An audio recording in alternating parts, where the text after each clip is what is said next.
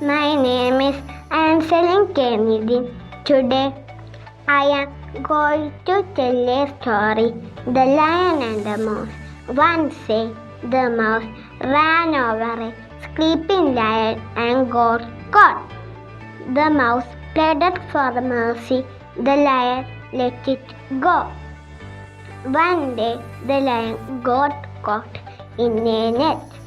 The mouse beat the net open and freed the lion. The lion and the mouse became friends forever. Moral of the story: good deeds will be rewarded. Thank you.